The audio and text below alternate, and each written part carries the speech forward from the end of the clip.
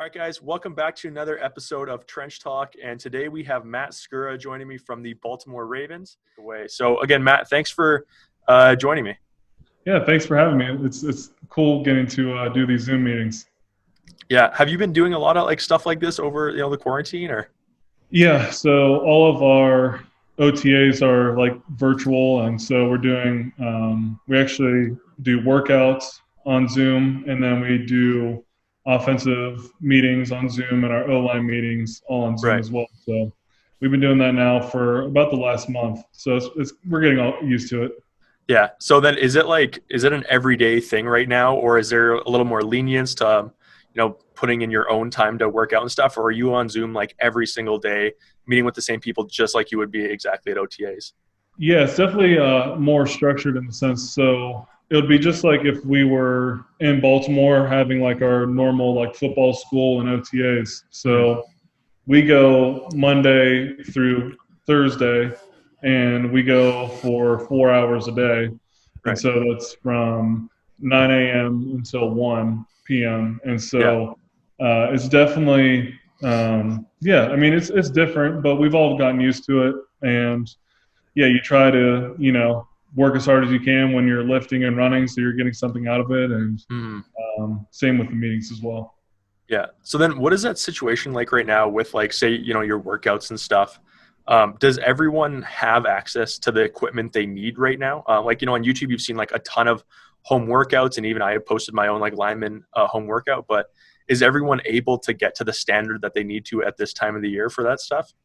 It's honestly no. A lot of guys live in apartment buildings where they shut down their gym. I think now as states are starting to open up a little bit more, I think guys are able to get into a weight room, either that's in their apartment or a high school gym, wherever they can find one. But I know within the last like month or two, um, the Ravens had to send a bunch of guys equipment as far as like resistance bands, Right. TRX, workout bands. So that's been definitely the toughest thing. I know for me, back in like late January, early February, I bought a squat rack, I bought weights, I bought another squat bar, just because I could kind of get a sense that things were gonna probably get shut down and that we weren't gonna be able to go to a gym for much longer. Right. So yeah, that's definitely been the biggest, most difficult part is just trying to get everyone training the same way. Yeah. So then how is because so the first time I ever saw in inside OTAs and training camp was when the Cowboys were on All or Nothing. And I got to see how much they were every single guy was eating every day, and they were tracking everyone's meals and stuff. So how are they able to work on that side of making sure, or at least trying to help people with recommendations and making sure everyone's eating properly while they're working out? Yeah, so like on our iPads, we have like a whole nutrition plan and like recommendations for guys who are trying to gain weight, lose weight, add muscle mass, and so we're able to like check that. And then we have our nutritionist, Sarah Snyder, that she does a really good job of communicating with us. Just if we ever need ideas on things to eat, what certain meals we should stay away Mm. from or go towards. And yeah, and honestly, it also comes down on the guys too. I mean, Yeah. yeah, you definitely have to be careful sometimes. Yeah. So then so I was actually talking with my brother about calorie intake, and he's actually trying to gain weight right now. So he's looking to eat 3,000 a day, and which is crazy for him. What do you or the lineman intake actually per day? I don't know what like my exact number is per day. It's probably like 3,000 plus Yeah. calories. And I'm just someone who always, I guess, struggled to keep weight on, and someone who always has Right. to like intake a ton of food just to maintain or gain a little bit of weight. Where some guys, they'll eat one bagel and gain like 5 pounds. And so for me, it's like a lot of supplements. So I like to use a weight gainer Hmm. that some guys like make fun of me for because it comes in like almost looks like a dog food bag, Yeah. but it's like 1,250 calories just the protein alone. And so I just make those shakes every day, and I put like peanut butter, fruit, bananas, uh, so I can just at least know like off the bat I got like that 12 to 1500 calories in that just one meal. And Yeah. so yeah, I mean, there's some guys who are on like certain obviously like calorie intake restrictions and all that stuff, and theirs are a little bit more mapped out as far as exactly how many calories they need to have. But for me, I just try to kind of eat as Yeah. much as I can. Or you can get your hands on.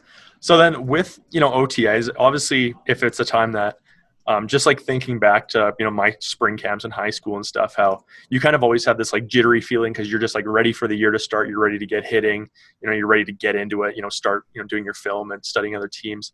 So like, what is it looking like right now do you guys have an understanding or an idea of when the season is going to start, what is actually to happen, when you're going to be in the facilities, and, how is that affecting it? Yeah, so that's definitely been a huge twist on this offseason just because there is so much unknown. And Hmm. so it's kind of just like how how, the governments and stuff been telling us, it kind of changes week to week and month to month. And so we still really don't know when we're going to officially get back to the facility, when we're going to even have like any kind of OTAs where we're getting together in the facility. Um, so yeah, I mean, as far as we know, the season possibly is going to start on time, but you just never know just because the way things have been going each month, each week. So Yeah. it's definitely been weird as far as a mentality standpoint because usually like during this time we're starting to, form as a team and as an offense, as an Right. offensive line, just because we're there physically and we're going over plays together as a group, and even starting to go against each other, go against the defense in minicamp. Hmm. So it's definitely going to be weird getting your mind ramped up for training camp whenever that is, and so you just kind of have to be ready to go whenever. Yeah. Okay. Yeah, that's interesting. So then how do you think it's going to I think some of the big things with O-line is having that chemistry, where it's unspoken between your guys of what's happening on every play and who's getting who. So how do you think that's going to affect it with not having that time to be around the guys, build that chemistry and, kind of become one unit? Yeah, I think it's definitely going to be a little bit of a learning curve, but luckily, a lot of the guys, at least in our line room, have like remained the same. Right. Losing Marshall obviously to retirement, and a couple other guys in free agency. So there have been a couple moving parts, and we drafted a few guys, and so yeah, I think the biggest thing is right now just trying to get everyone on the same page. So like in our Zoom meetings, we call it like a chair drill, but basically it's like a virtual offensive line and a virtual defense, and they can change the defenses to like under, over, odd front, jam Hmm. front, and so we can all be on the Zoom call and go over all the calls we would make, any adjustments we would make. So that's kind of how we're forming our chemistry and kind of getting things back together right now. But yeah, I mean, it's definitely different when we're all on the field and there's live bullets flying, and communication needs to be crisp and fast. So, I mean, I Yeah. think just like at any point, it's gonna take a little bit of time, but yeah, I think we'll all be ready. Cool. So then there's obviously, some downsides to being at home this time of year when you should be in OTAs. Have you seen any, great upsides that you've actually been, subject to, besides obviously being around your family more and, around them in your house, but has there anything that you've actually benefited from being on these, at home OTAs? Yeah, I mean, it's kind of nice being able to, as soon as you're done with a meeting, you close your laptop and you go right to your house instead Yeah. of. I mean, I have a place in Baltimore too, but I mean, where I am in Charlotte is kind of like home. So that's definitely a nice feeling, being able to, Hmm. kind of just be in your own home and doing it that way. And yeah, just I think the biggest thing for me is just getting to spend all this time with my family, my daughter, Right. and we can just do the things we want to around here. And yeah, it's kind of cool getting to lift at your house too. I mean, I wanted to have a home gym, maybe after I was done playing, but I had to, speed that Work up it a up early. little Yeah. bit more. So it's been Yeah. cool though. Great. So then I kind of want to talk back to, obviously you're on the Ravens now, but when you look through, your career and, how far you've come, there's obviously been a lot of obstacles, dating back to like high school. So you're highly recruited out of high school. What made you choose going to Duke of, all schools? Yeah, so they were kind of like a dark horse as far as my recruiting goes. So a lot of the schools I was looking at, just being in Columbus, Ohio, were Big Ten. At the time, it was Big East and MAC schools. So I was, visiting Ohio State, Michigan, Right. Michigan State, Cincinnati, Ball State, and just kind of, I was getting letters from Illinois, Penn State, all those different teams. And Mm-hmm. so I wasn't really looking in North Carolina or anything like that. And so Matt Luke at the time, who was the offensive line coach there, showed up to one of my morning workouts at high school, and he's like, "Hey, I would love to invite you down to a camp. I think you would do really well. The coaches want to see how you move, how you look in person, and just like kind of get to know you." I was like, "All right, cool." I mean, Yeah. personally, I hated Duke in high school, and it was just like, I think for a lot of people who hate Duke, it's just kind of everyone hates them because I hated them because everyone else did, and Yeah. I don't know. I thought they wanted everything and this and that. So I was like, oh, okay, like, I've never been to Duke. I mean, it seems kind of like a cool setup. And as soon as I got down there, got to see the campus, got to meet the head coach, David Cutcliffe, got to meet all the rest of the guys and just how much they love Duke. I immediately fell in love with the campus. So they offered me right after that, after their camp. And so I was telling my dad, like, oh, I'm ready to commit right now. He's like, all right, let's just like, sleep on it for 24, 48 hours and then Yeah. we'll think about it. But yeah, I mean, it was basically Matt Luke just seeing me on my highlight film on a website, and then he liked it, came and saw me, and invited me down to a camp. Cool. So back when you were being recruited, so I actually just did a podcast with another high school recruiter that helps kids get into different colleges, and he said the best tools are the number one is going to be Twitter and obviously Huddle. So what was it like for you? What was the main platform that you were using for helping your recruitment? Yeah, it's a lot different now. So there was Yeah. no, social media or anything like that. And the big scouting website in Ohio was scoutingohio.com. And so that's where all the top guys in the state like put their highlight films. You try to get like the most views, Hmm. and you were trying to do, put out the most videos and just keep updating as much as you can. And Rivals was really big at the time as well. So those were like the two like main ways. And then Huddle was just starting when I was in high school, so it wasn't as big as it is now. So Right. yeah, and then I actually wrote a few like handwritten notes to teams and burned my highlight tape onto DVD discs and sent them out. And so that was another way to do it too. Yeah. It's actually like, so when I was looking at recruitment back in 2015, it's pretty easy now where you literally just write up like a cover letter for an email, throw your Huddle link in the email, and you could just like find every school, blast it off to recruitment, and the process is like way more seamless now. Or even just posting it on Twitter and people Right. can find you. But yeah, my coaches have told me about back when they played, how they had to like edit together their own highlight tapes by like cutting the VCR clips together and taping it and doing all that kind of stuff, trying to send it out, and just how far that's actually come is crazy.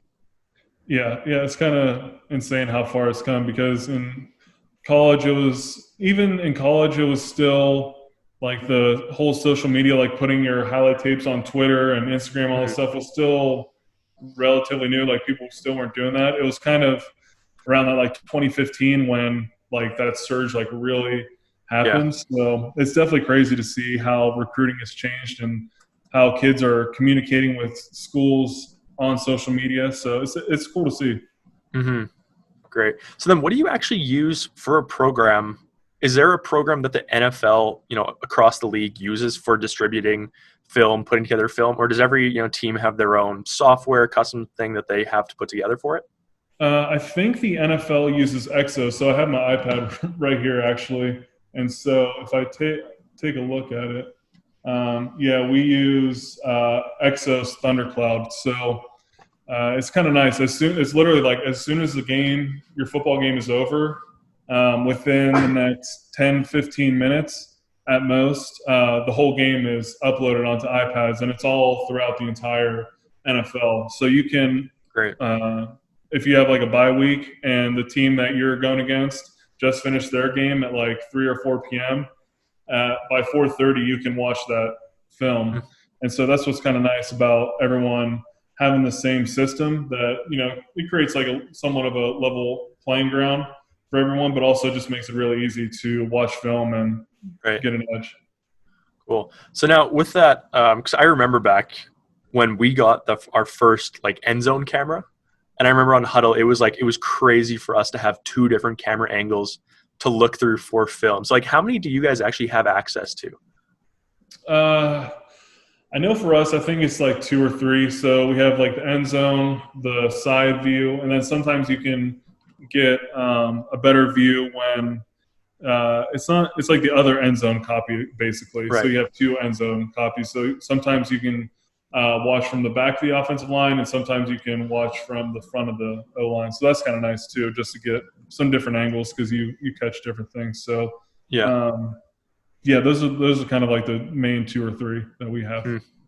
Yeah, I wasn't sure if, because like when you see on broadcast TV, obviously the amount of different angles that they have for every play, and I was always curious if you guys got access to all the same angles, or you had your own film crew that was doing just 3 to 4 for you, or kind of how that worked. But that's interesting. Yeah. So we usually, for the most part, it's just like the sky view and then the end zone shot. There's no like dramatic zoom ins or anything like that. It would be nice, but yeah. Yeah. And I was actually talking to someone about film a little bit ago, and he said he actually gains a lot from film by watching the game back at full speed, the actual broadcast, to see if he say made the wrong read and how that affected the momentum, which is something that doesn't always come across on when you're studying tape. Do you watch the game back, the broadcast after the game for anything else? Not really. I don't know. I'm a little bit superstitious in that sense of pre-recording games, because we did it. I know my wife did it in college once, and we lost like a really big game, and so we stopped pre-recording any football games on TV for that reason. And I don't know. I don't really like watching hearing the commentary and all that stuff. Right. I don't know why. I just rather watch the film that's in silence. But yeah, I know a bunch of guys that they'll go on YouTube and watch the games, or they'll record the games themselves and watch it back. But I'm more of a traditional guy, I guess. Yeah. Awesome. So then going back to Duke, so you were there for all 4 years, if I'm right. Right. Yep. So then how did you enjoy, your time at Duke? What was the experience like? Yeah, it was awesome. So it was kind of, I guess, the quote unquote like golden era of Duke football. So my true freshman year in 2011, we went 3-9. And so that was really tough because heading into Duke, I had a lot of just positive thoughts as far as like, okay, like they're building an indoor practice facility. We're getting all this new stuff.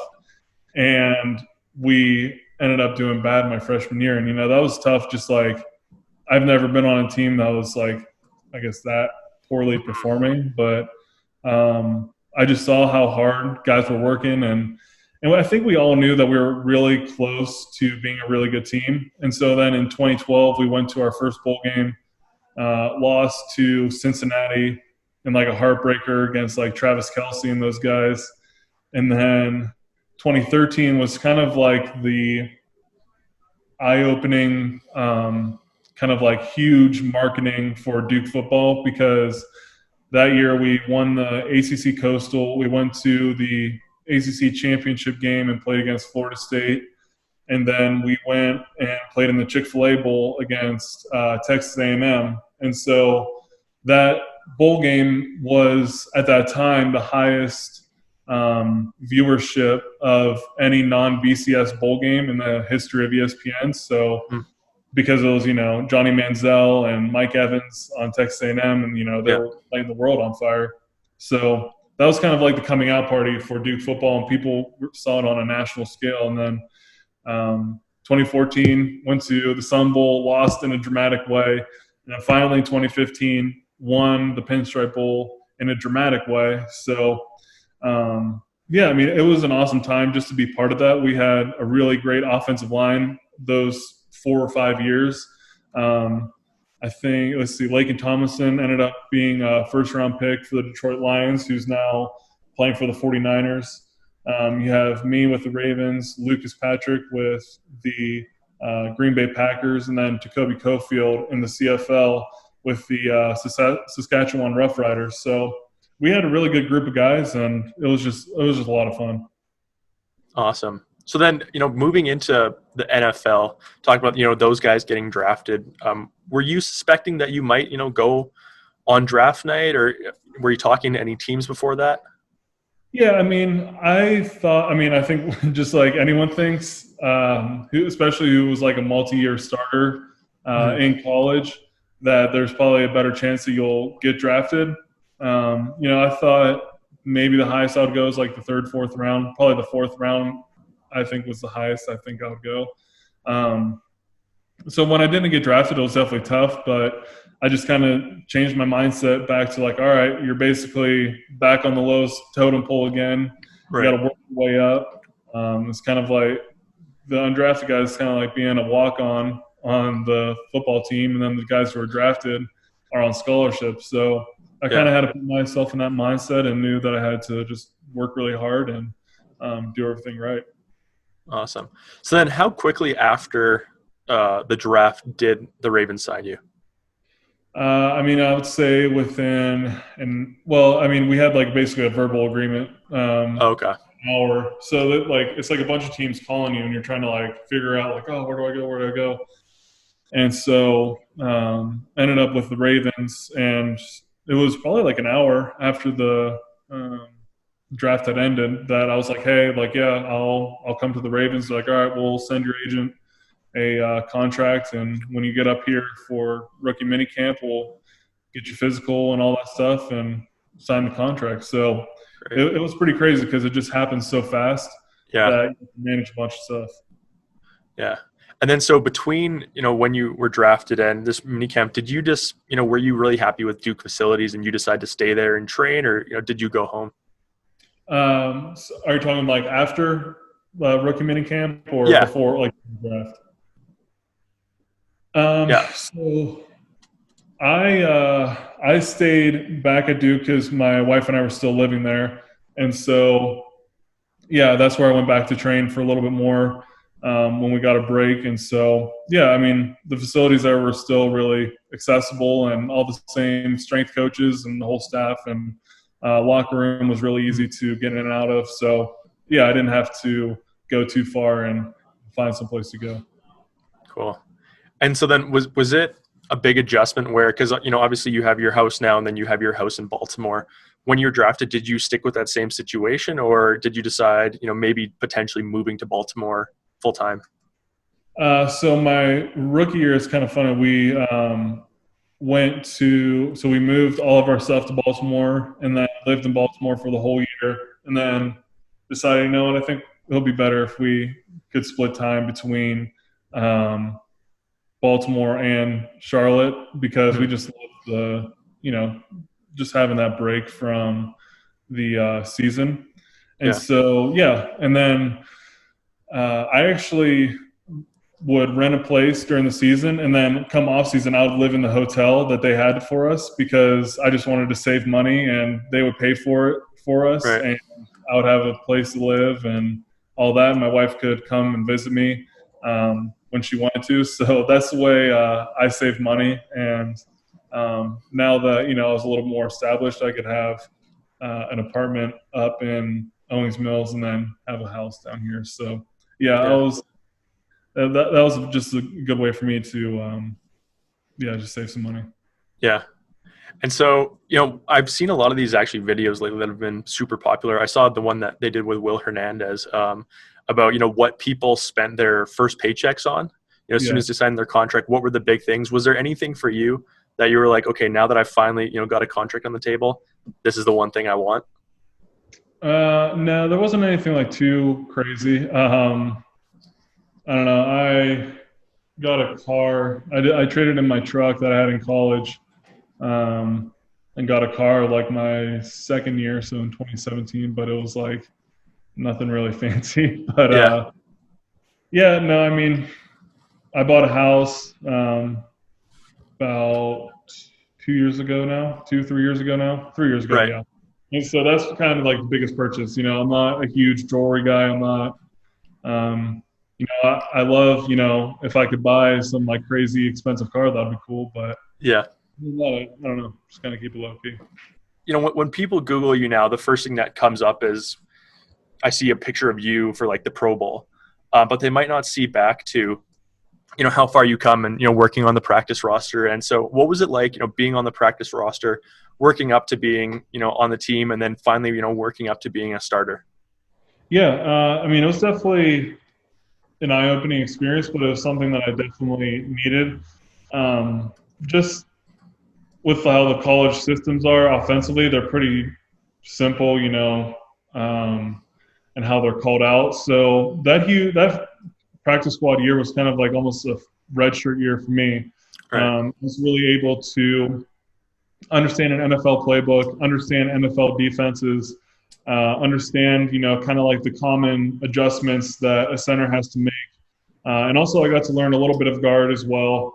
And so that just kind of helped me create some versatility because I ended up having to play guard for 12 games in 2017. So that actually helped out a lot. And yeah, I was able to really just pick the brains of some of the older guys, especially like Marshall Yonda. I just sat next to him in meetings and would ask him questions as far as like how he takes notes, how does he approach a game week, how does he watch defensive linemen, and so that really helped me just kind of form what it means to be a professional football player, Right. what it takes to take care of your body, and also just all those things that just like the daily habits that you need to build to become a really good pro. And so, yeah, it was just good to kind of be an absorb and kind of see it from a bigger view. And so, yeah, I thought it was a really great year. I was, on the I'll be on the scout team, and so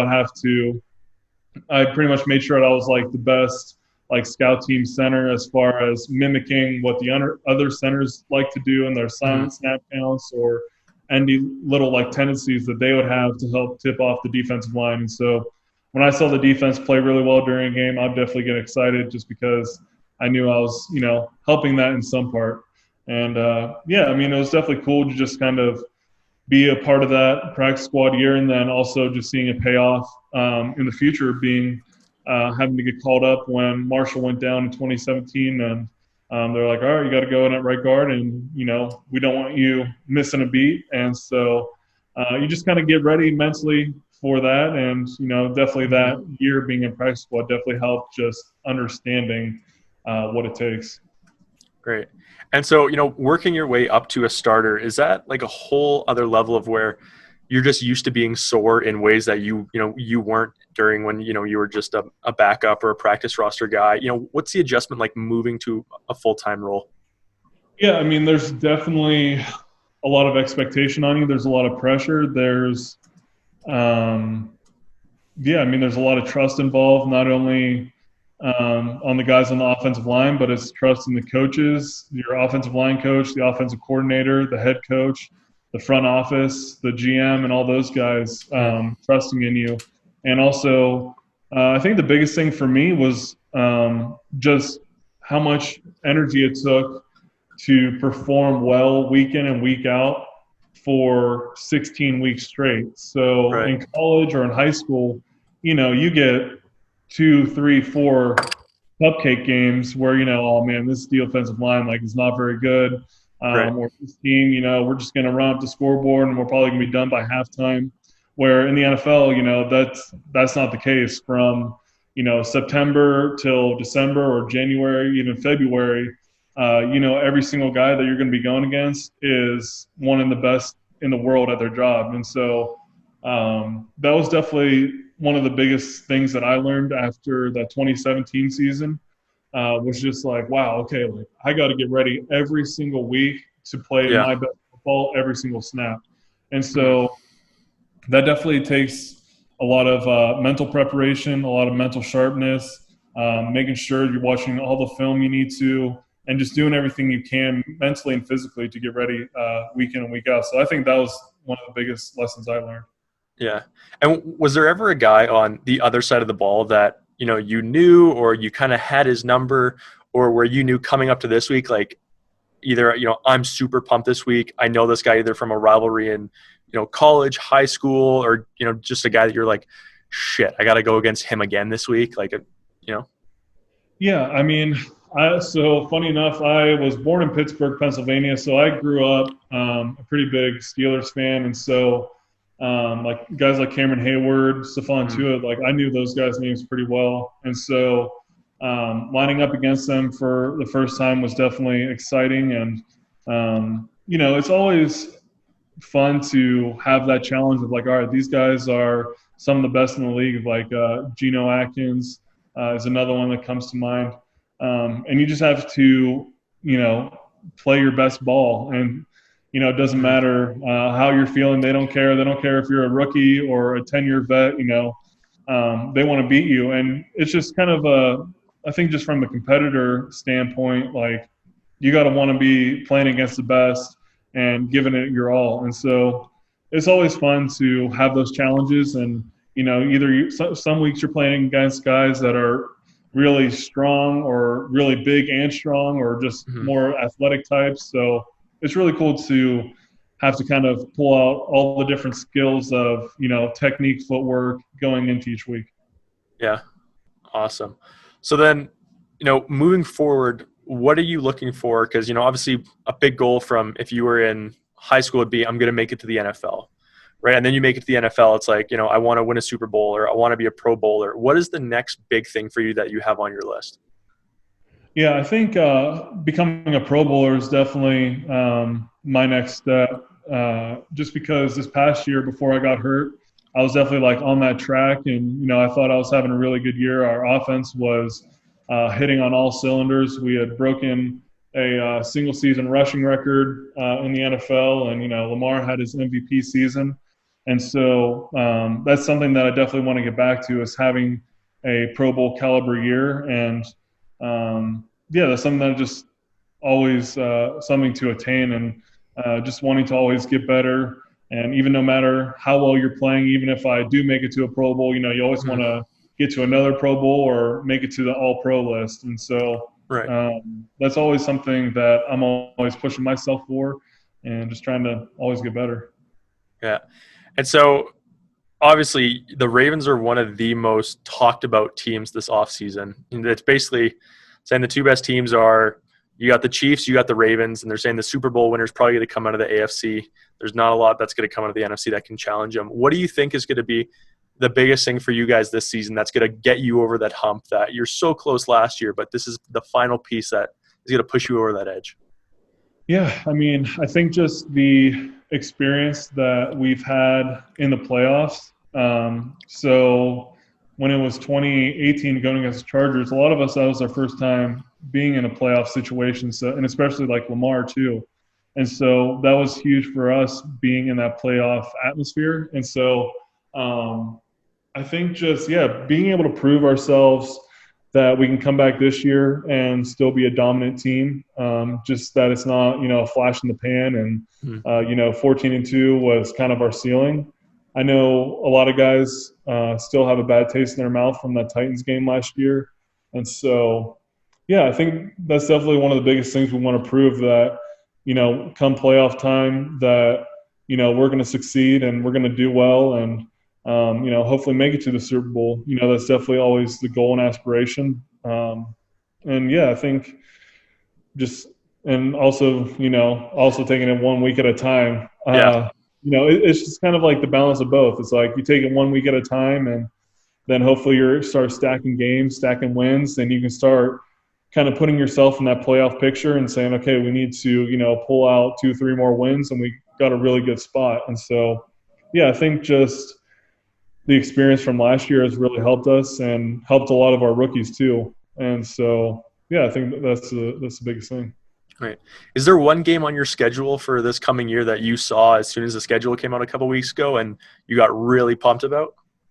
Yeah, I think there's two. So the Chiefs game that's at home in Baltimore is going to be awesome. We had to go out there for the last 2 years, and so I think it'll be nice being at our own place this time. And then the game against the Steelers on Thanksgiving Day, that's going to be awesome. I've kind of always wanted to be part of a Thanksgiving Day game. I think it's really cool. It's a really cool tradition that the NFL has, and maybe not a lot of people get to be part of. So I think, and especially just that it's a huge rivalry already, and Right. it being on Thanksgiving, I think it's going to be even that much more special. So those are the two games that definitely stood out to me. Right. So then, obviously, we've covered a lot of your career now, and the big thing that I always get from people is I'll get DMs of people asking me how to make it to the NFL, like pretty regular. They're like, "How do I make it to the NFL?" and stuff, and it's like, dude, I didn't even play college. Why are you asking me? So, the big thing that I really want to ask with a lot of the linemen that have been super successful is, what is some advice that you'd like to give to, high schoolers, even some college guys that are, fringe guys that they could really use to help, propel themselves forward? Yeah, I mean, it's so multifaceted that, I mean, it's I mean, you got to have, I mean, I'll start out with this. You got to have obviously the talent, the size, but I think the biggest things too, you got to, how to work hard. You got to be mentally tough. You got to be ready to put in the long hours, put in the hours that a lot of people don't want to. Whether, that was a big thing with me in high school, like on weekends when friends were out hanging out and stuff, I'd be, trying to do snapping in the backyard or lifting weights, going to different gyms to work on speed and agility. Yeah, so that was like the biggest thing. And just being a competitor within yourself, you have to want to be better. You just can't have your coach wanting you to be better, or your parents or your friends or whoever wanting to be better for you. You got to be better for yourself. And so having a lot of self-motivation is huge too. It's not easy when, it's early in the morning or late at night, making yourself run, lift weights, do the extra reps, do things the right way as far as, it's like little things is like touching the line when you're doing your drills, because those are still things that are important to us in the NFL. So it's just tough. I mean, you got to fight through a lot of adversity as well. There's like self-doubt that comes in, like, am I good enough? Can I make it to the NFL? Can I make it to college? And so you just kind of have to, put the blinders on a little bit and kind of say, I can do this. And you never know. I mean, it can just happen. And, and a lot of people, like even myself, that was a huge dream to make it in the NFL. But I never said like, I'm going to be in the NFL and like da-da-da-da. And it just like kind of happened. It wasn't just like, it's not already set in stone. You have to make it happen. So that's definitely the biggest thing too. I don't know. It's just kind of weird. It's definitely a tough question. I get asked a lot, like, how do you make it to the NFL? I'm like, I don't know. It just happens, Yeah.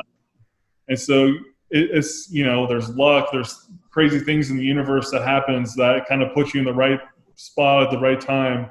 I was fortunate to be around really good guys in college, and I had a really good offensive line coach. And then when I got to the NFL, I had a really good offensive line coach there, and I was also part of a winning organization, and one that was really tough and physical and preached on mental toughness and winning at everything and competition. So just those things all together, just being around the right people and the right culture.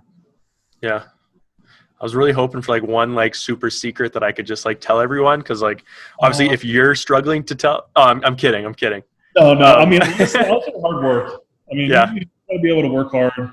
and just like being able to put in the hours that people aren't willing to. Honestly, I mean, Yeah. it's just like that's just kind of what sets you over the edge. I wish there was more. Awesome. Yeah, I know. Like honestly, if you think you struggle answering that question, imagine being me. So it's like Right. I have no idea.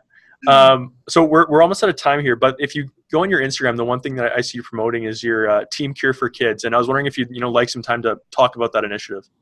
Yeah, so it's something that my wife and I partnered up with about 2, 3 years ago. So my wife's sister, when she was 3 years old, had a non-cancerous brain tumor, and so that really changed, my wife's whole family as far as their perspective on life and what matters to them. And so that Avery is her name. She's really become, like my little sister. My wife and I have been together 11 years. Hmm. So she's starting her freshman year of high school next year, and I've been in her life since she was, 3 years old. So it's kind of Right. crazy. But yeah, so I've teamed up with Verse Cancer and the Pediatric Brain Tumor Foundation. And so it all started when I did My Cause, My Cleats. And so in the NFL, we all, have our different causes that we really want to showcase and kind of bring into the forefront. And so that was the one thing that I thought would really, I know that I was passionate about, my wife was passionate about. And so within the last like month or two, the Pediatric Brain Tumor Foundation and Verse Cancer kind of teamed up and started this initiative to basically bring to light, like, okay, we're in this pandemic, and a lot of craziness is going on, as far as people getting sick, people dying, and just highlighting that there are kids that are still being diagnosed with cancer, kids that are being diagnosed with brain tumors, and their families are having to go through this time in the hospital, and it's a very stressful time. And Hmm. so my wife and I just last year we took like a bunch of gift cards to families in the Johns Hopkins Hospital, and it was gift cards that they could use for gas, for money, or for food, and just whatever they wanted to use it for, just to kind of break the routine of being in the hospital all day and kind of can get out, because my wife understands, a little bit what they're going through. So yeah, that's just been the biggest thing for my wife and I, is just bringing awareness to kids who have cancer, have brain tumors, and who are going through a tough time right now, and hopefully to continue to raise money for research. Right. Awesome. So is there anything that you're, because I saw the link in your page, are you trying to push people to that link? Is there any actionable step that you're looking for people to take? Yeah, I mean, they can definitely click on the link, and if they want to donate or just read and get kind of more informed about what the Pediatric Brain Tumor Foundation does, what the Verse Cancer Foundation does, and yeah, if it's something that they feel passionate about, and want to get on board, that's awesome. Cool. All right, so I think we're pretty much out of time here today, Matt. Again, thank you so much for coming on the show and helping build the lineman community and giving a lot of really good advice to people. So I'd like to thank you sincerely for coming on and being the first NFL guy willing to join me. Hopefully, more follow now that they see you on here. Is there anything else you'd like to talk about, quickly promote, anything before we Yeah, take no, I off? mean, offensive line, we're tough, rough and tough business. We're the sometimes least appreciated and most harshly criticized position on the field. So it's definitely great to talk about offensive line play any chance I get. And yeah, appreciate you guys having me on the show, and hopefully we get to able to do this again. Awesome. Thank you.